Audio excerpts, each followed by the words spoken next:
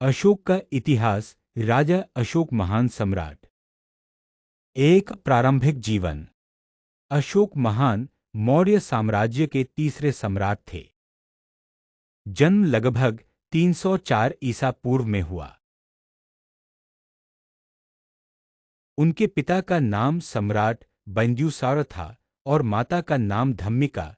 कुछ स्रोतों में क्वीन धर्ममित्री। अशोक के बचपन के बारे में कहा जाता है कि वे वीर, चतुर और धर्मप्रिय थे। दो सिंहासनारोहण। राज्याभिषेक। अशोक ने 268 ईसा पूर्व में मौर्य साम्राज्य का सिंहासन के शासनकाल में भारत का अधिकांश हिस्सा उनके अधीन था, जिसमें मगध, उत्तर भारत, कर्नाटक में अशोक ने अपने साम्राज्य को मजबूत करने के लिए कई युद्ध किए। कलिंग युद्ध और परिवर्तन। अशोक का सबसे प्रसिद्ध युद्ध कलिंग युद्ध 261 ईसा पूर्व था। यह युद्ध अत्यंत क्रूर था और इसमें लाखों लोग मारे गए।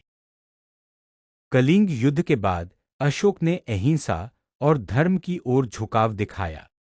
इस युद्ध के बाद उन्होंने बौद्ध धर्म अपनाया और जीवन भर धर्म, सत्य और अहिंसा के मार्ग पर चले। बौद्ध धर्म और धर्मशास्त्र।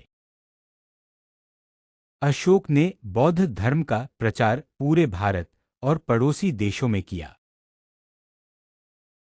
उन्होंने धम्म धर्म प्रचार और अशोक स्तंभ बनवाए। अशोक ने अपने शासनकाल में धम्म राज्य की स्थापना की, जिसमें न्याय, धर्म और अहिंसा को महत्व दिया गया।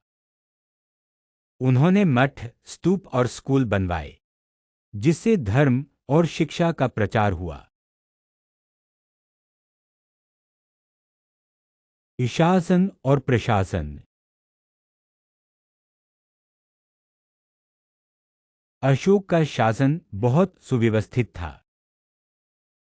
उन्होंने प्रजा की भलाई और कल्याण पर ध्यान दिया। प्रशासन में स्थानीय अधिकारियों और राज्यपालों की नियुक्ति की गई। उन्होंने सड़क, पानी के स्रोत और सार्वजनिक कल्याण के कार्य कराए। अशोक ने अशोकपट लिखवाए, जिनमें उनके धर्म और शासन की नीति को दर्शाया गया। विदेश नीति और प्रचार।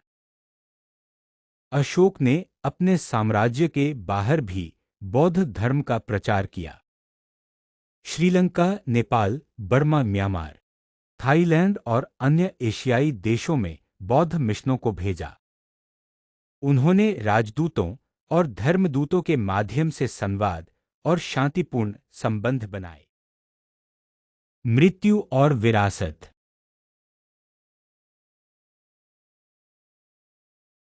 अशोक की मृत्यु 232 ईसा पूर्व के आसपास हुई। उनके बाद मौर्य साम्राज्य में धीरे धीरे पतन शुरू हुआ। अशोक की विरासत अहिंसा, धर्म और न्याय आज भी भारतीय इतिहास में आदर्श मानी जाती है। राष्ट्रीय प्रतीक। भारत का राष्ट्रीय प्रतीक अशोक स्तंभ सिंह है। अशोक चक्र उनकी याद दिलाता है। विशेषताएं और महत्व। अशोक ने अहिंसा और न्याय को शासन की नींव बनाया। उन्होंने बौद्ध धर्म को एक संगठित और संरचित रूप दिया। उनका शासनकाल भारतीय इतिहास में सांस्कृतिक और धार्मिक समृद्धि के लिए जाना जाता है।